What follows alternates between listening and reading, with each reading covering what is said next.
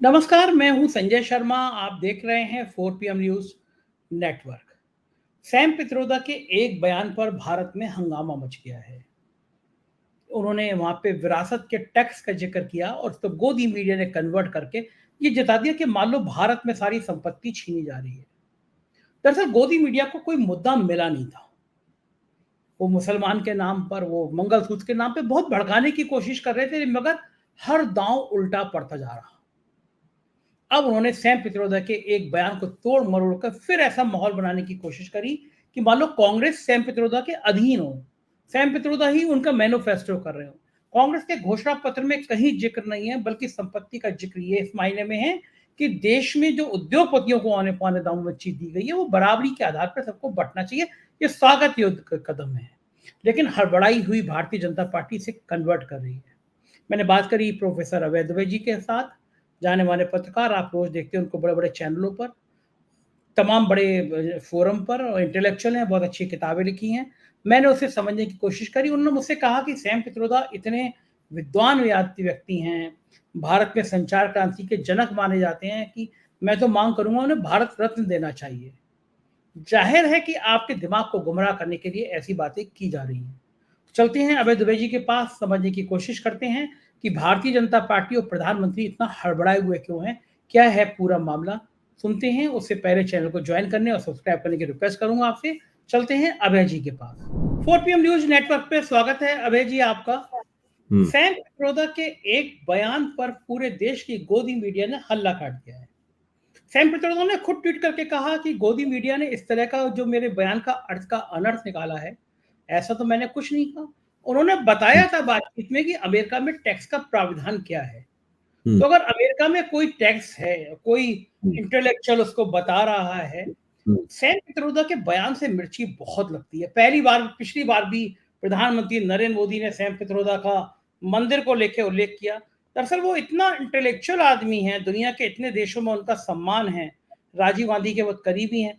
क्या लगता है सैम पित्रोदा ने क्या वाकई में ऐसा कहा जिसमें इतना हल्ला मचना चाहिए, या गोदी मीडिया को कोई मुद्दा मिल ही नहीं रहा है तो सैम पित्रोदा को निशाने पर ले लिया? देखिए, जहां तक मैं जानता हूं, सैम पित्रोदा भारत में जो संचार क्रांति हुई है उसके पितामह हैं। राजीव गांधी ने उनको निमंत्रित किया था, उन्होंने यहाँ पे आकर सी डॉट की स्थापना की, और भारत में उसके बाद से जितना भी संचार के क्षेत्र में काम हुआ है उसके मूल में सैम पित्रोदा को दिया गया वह निमंत्रण था। और सैम पित्रोदा ने जो पहलकदमी ली, अपनी योग्यता के जरिए भारत में प्रशिक्षण दिया लोगों को, तो वो एक बहुत ही महत्वपूर्ण हस्ती हैं। मुझे तो लगता है कि सैम पित्रोदा को भारत रत्न दिया जाना चाहिए उस काम के लिए। मेरी तो अपनी राय ये है। दूसरे, सैम पित्रोदा ने जो कहा है वो तो एक आम तौर पे एक सामान्य ज्ञान का प्रश्न है।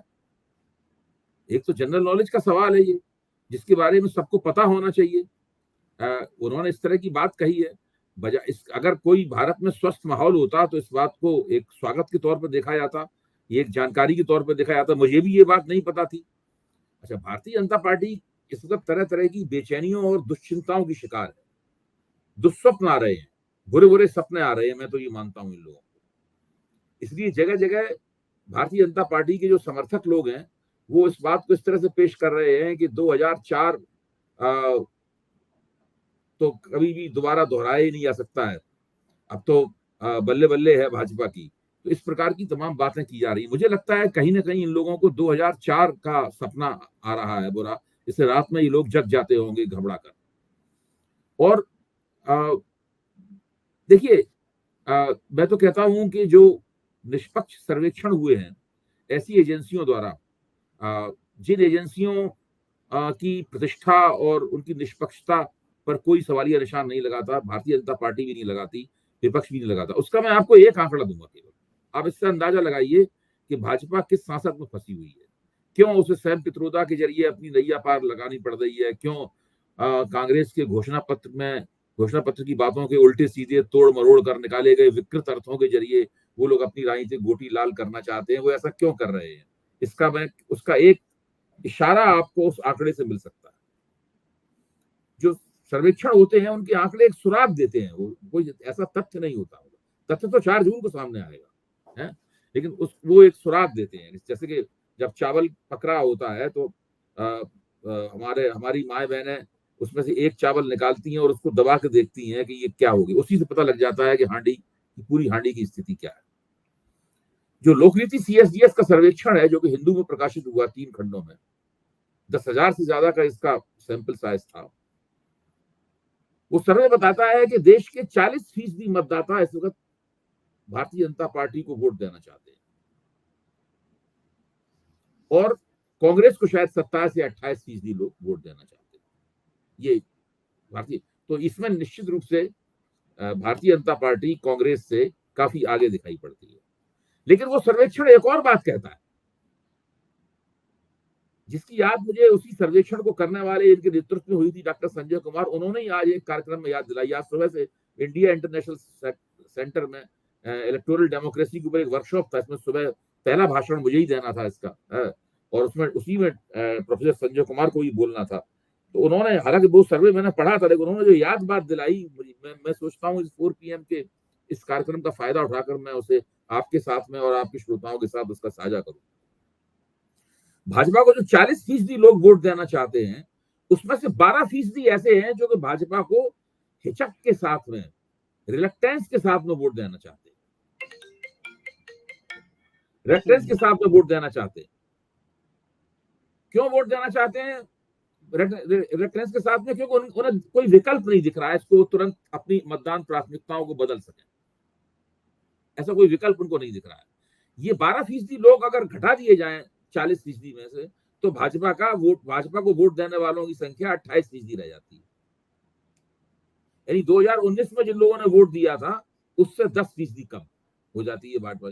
यानी इसका मतलब है कि भाजपा के खिलाफ वास्तव में एक 10% का, भाजपा के खिलाफ एक स्विंग इंतजार कर रहा है प्रभावी होने के लिए। 10% का स्विंग प्रतीक्षा कर रहा है कि विपक्ष आए और उस स्विंग को अपनी तरफ मोड़ दे। इस सर्वेक्षण के अनुसार ये स्थिति है। वो मोड़ पाएगा कि नहीं मोड़ पाएगा? वो सारे 12% भाजपा को वोट दे देंगे, या 12 में से 6% निकल जाएगा भाजपा से, या 3% निकलेगा, या 2%। मुझे तो पक्का यकीन है कि पूरे के पूरे वो 12% नहीं रह सकते भाजपा के अंदर। उनमें से कुछ ना कुछ, विपक्ष कितना भी कमजोर हो, कितना भी बिखरा हुआ हो, कितना भी उनके पास प्रधानमंत्री पद का चेहरा ना हो, उसमें से कुछ ना कुछ भाजपा से जरूर टूटेंगे। अगर 3 या 4% भी टूट गए भाजपा से, तो ये लोग 220 पे आ जाएंगे। यही डर है।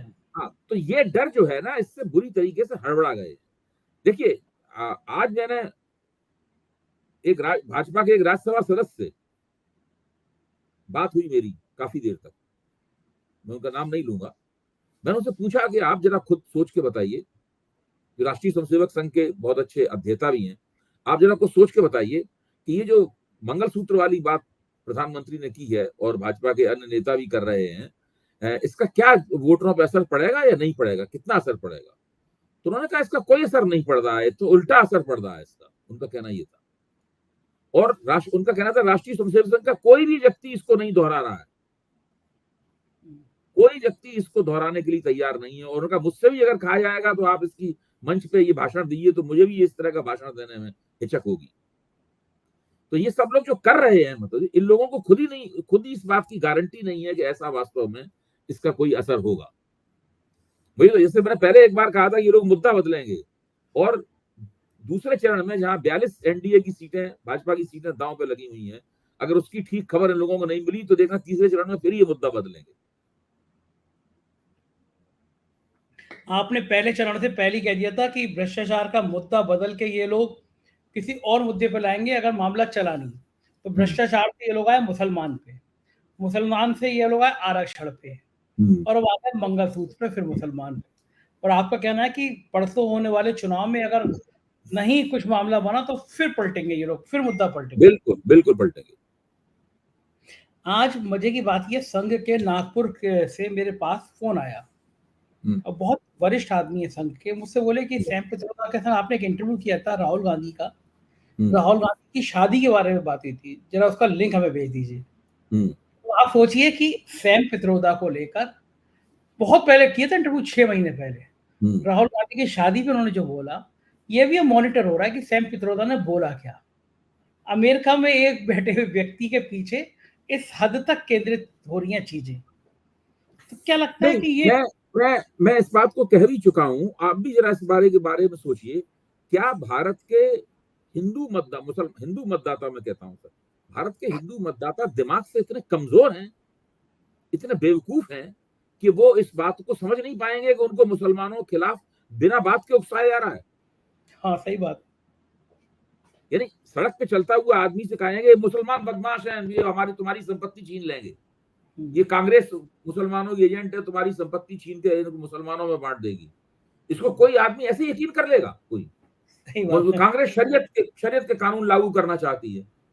क्या किसी मतदाता के दिमाग में नहीं आएगा कि 60 साल तक जो पार्टी देश में हुकूमत करती रही, जब उसको 400 राजीव गांधी को 414 सीटें मिली थी, तब वो चाहते तो कुछ भी कर सकते थे, इतना बड़ा बहुमत था उनके पास। अटल बिहारी वाजपेयी वगैरह सब चुनाव हार गए थे अपने, तब शरीयत के मुताबिक तब कानून लागू किया। और अब जब कांग्रेस के पास 60 सीटों से भी कम है, वो शरीयत का कानून लागू करेंगे। मतलब ये लोग मान के बैठे हैं कि लोग इतने मूर्ख हैं कि कोई भी भड़कावे की बात आकर, कोई भी बात झूठ बोलकर। और आप क्या मतदाता ये नहीं सोचेगा कि 10 साल तक इन्होंने सरकार चलाई, फिर ये मुसलमान विरोधी बातें करके चुनाव हमारे वोट लेना चाहते हैं?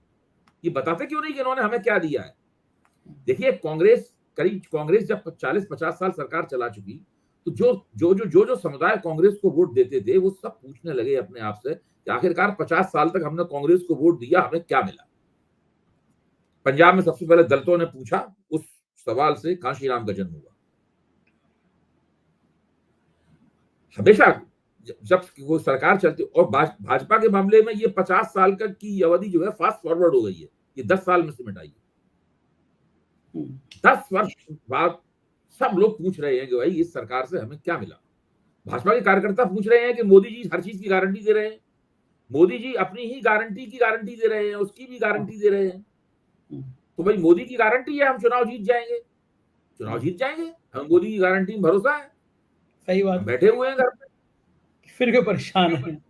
हाँ, तो देखिए हुआ ये है कि इन तमाम कारणों का संचित परिणाम ये निकला है कि मतदाताओं में भी उदासी और बुझे से हैं, भाजपा कार्यकर्ता भी बुझे से हैं, राष्ट्रीय स्वयंसेवक संघ के स्वयंसेवक भी बुझे से हैं।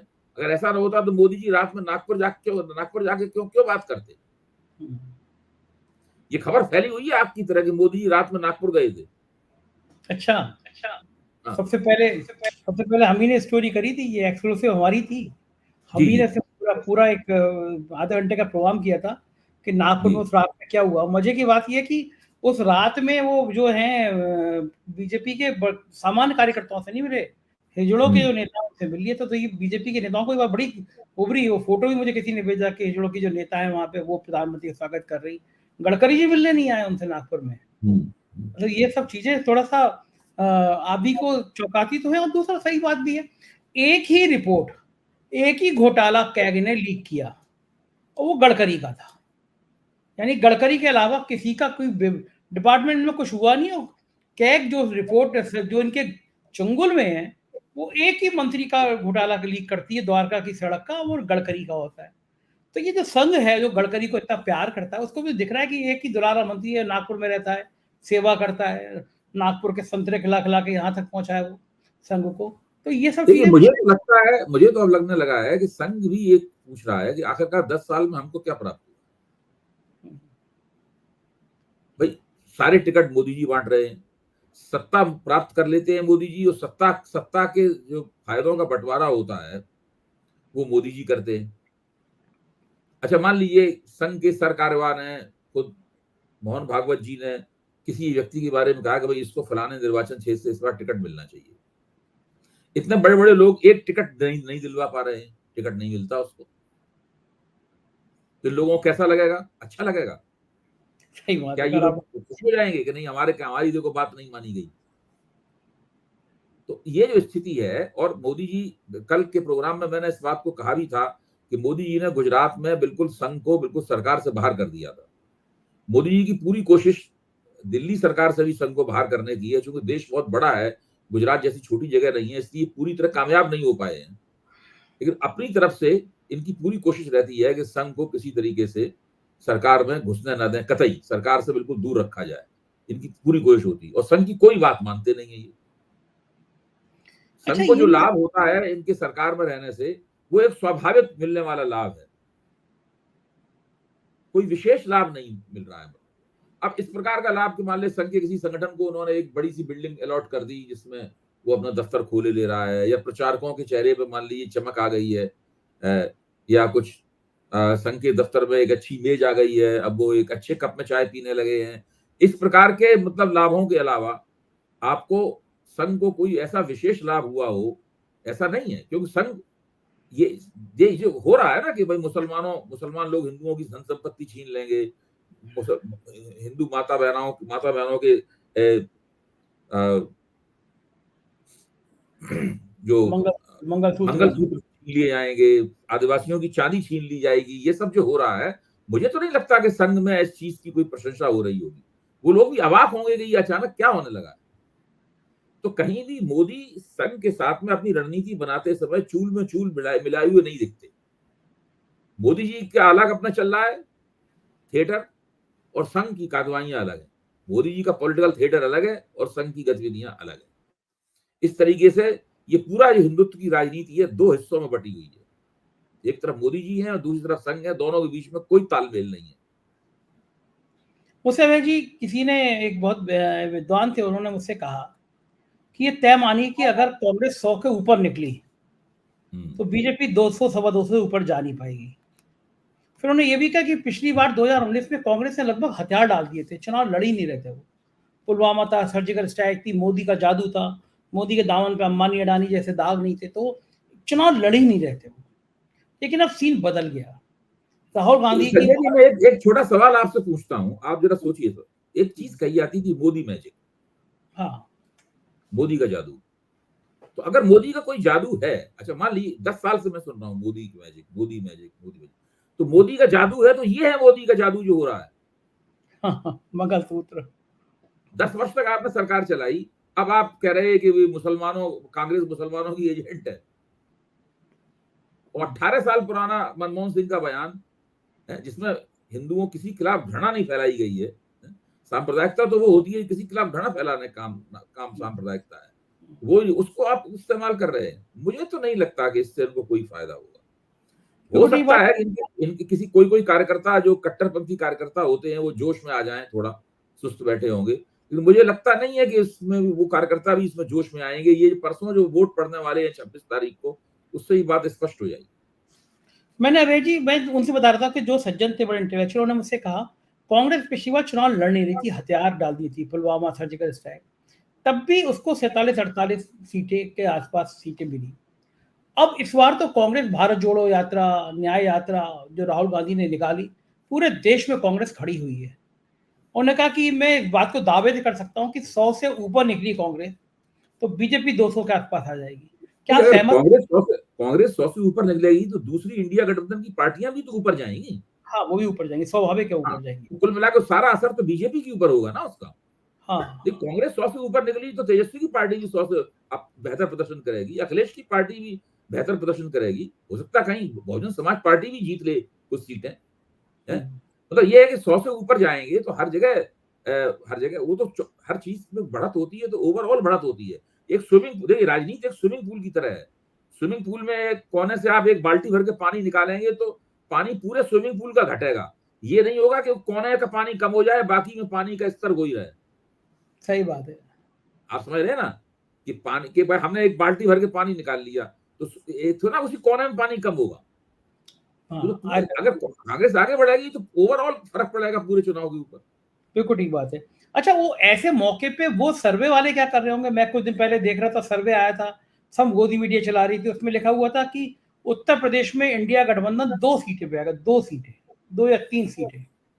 अब वो क्या सोच रहे होंगे? जो सर्वे जिन सर्वे में 399 पे रोक दिया, एक चैनल ने 399 सीटें दे दी बीजेपी को, एनडीए को 399 सीटें दे दी। वो कह रहा हम बड़े निष्पक्ष, हम 400 पार नहीं किया, देखो हमने।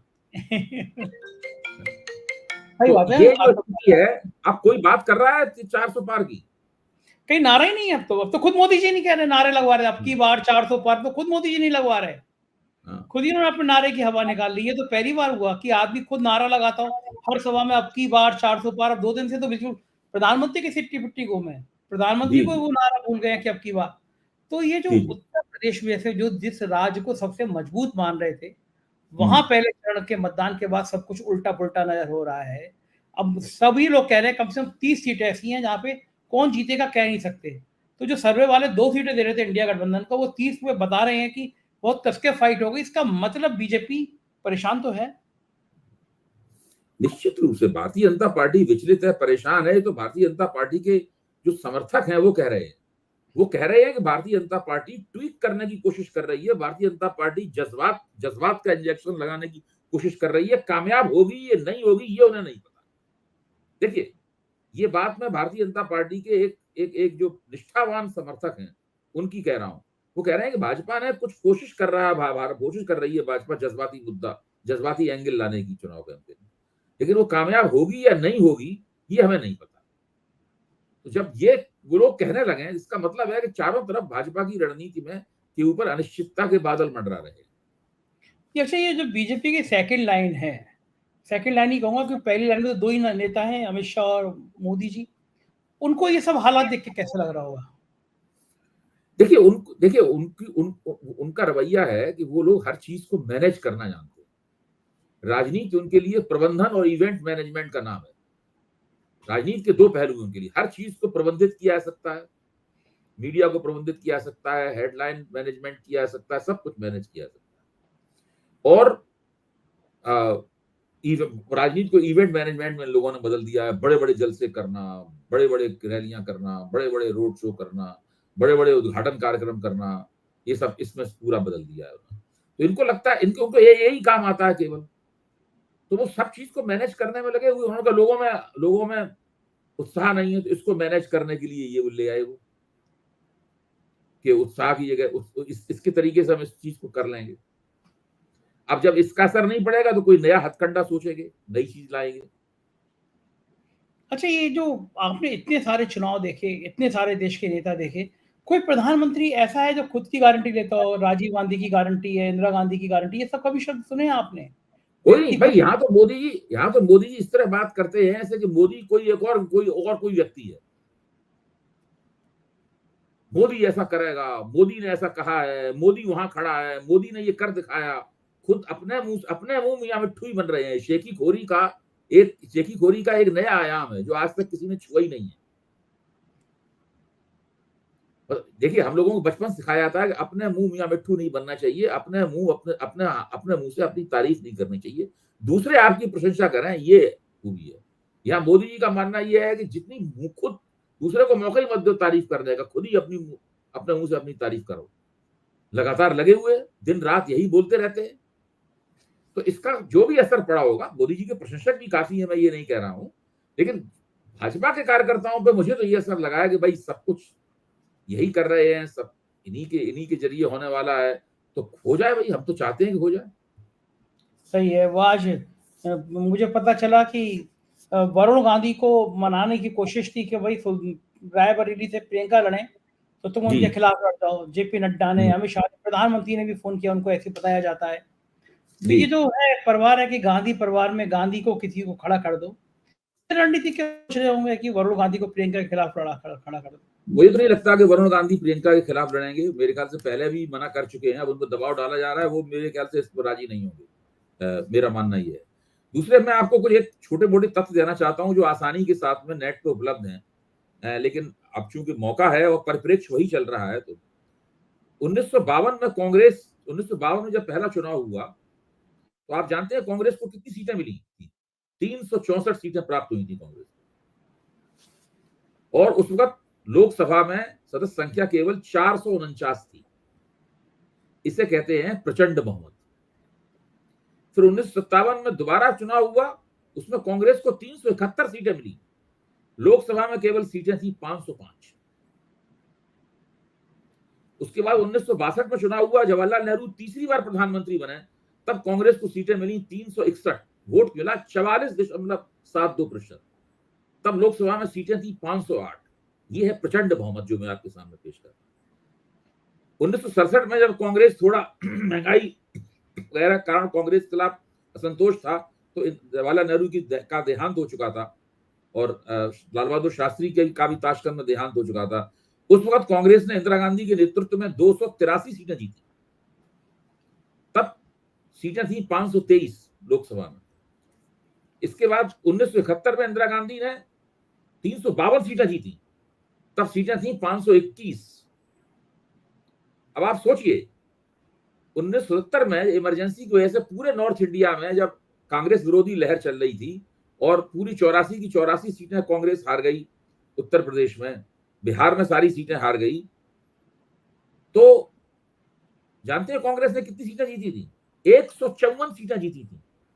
पूरा दक्षिण भारत जीत लिया था कांग्रेस ने। यानी ये उत्तर भारत कांग्रेस के हाथ से निकल गया, तो कांग्रेस ने उसकी भरपाई दक्षिण भारत जीत के की और उसके जरिए वो सत्ता में टिकी, राजनीति की होड़ में टिकी रही। भारतीय जनता पार्टी की आज स्थिति यह है कि अगर उत्तर प्रदेश में 10 सीटें वो हार जाए तो 10 सीटों की भरपाई करने के लिए इनके पास स्पेस नहीं है। बिल्कुल ठीक कह रहे हैं। अभी कहते हैं कि इनके पास सीटें प्रचंड बहुमत, वेरी लार्ज मेजोरिटी, प्रचंड बहुमत, वेरी। आज मैं यही विरोध करके आ रहा हूं कि आपने अपने कंसेप्ट पेपर में लिखा वेरी लार्ज मेजोरिटी। किस बात की लार्ज मेजोरिटी है ये? अब 1980 में जब इंदिरा गांधी की वापसी हुई तो उन्होंने 353 सीटें जीती और 1984 में राजीव गांधी ने 414 सीटें जीती। मैं आपको बता रहा हूं कि कांग्रेस का जो प्रभुत्व था उससे नरेंद्र मोदी के ये 2 चुनाव हैं और अटल बिहारी वाजपेयी, कोई मुकाबला ही नहीं है आपस में कोई। ये लोग अभी उस पूरे प्रभुत्व, उस वर्चस्व से बहुत दूर है। इनको यही तकलीफ लगती है, यही बुरा लगता है, इसीलिए बार बार जो व्यक्तिगत हमले होते हैं, क्योंकि इतना देवत्व हासिल करने के बाद, देवताओं के देवता बनने के बावजूद कांग्रेस का रिकॉर्ड नहीं तोड़ पा रहे वो। नहीं, लोगों की, ये लोग काफी दिमागी तौर पे काफी इनका मनोबल गिरा हुआ है, बुरी हालत में है। बिल्कुल ठीक बात है। और दूसरा चरण सामने है और दूसरा चरण के नतीजे, मतदान के प्रतिशत के नतीजे बता देंगे कि हवा किधर बह रही है। मैं जो हमेशा कहता हूं कि बहुत मुश्किल है, कठिन है डगर बनगट की। शुक्रिया अभय जी बात करने के लिए, धन्यवाद, आभार। तो ये थे अभय दुबे जी, और आपको लगा होगा बातचीत करने के बाद कि समझ में आया होगा कि आखिर भाजपा की परेशानी है तो क्या है। प्रधानमंत्री अपने देवत्व की इतनी चर्चा करने के बावजूद भी कांग्रेस के बराबर नहीं आ पा रहे हैं, तो जाहिर है परेशान तो होंगे। मुझे इंतजार रहेगा आपको ये रिपोर्ट कैसी लगी आपके बताने का। चैनल को ज्वाइन कीजिएगा, सब्सक्राइब करिएगा, अपनी राय दीजिएगा। शुक्रिया, थैंक यू।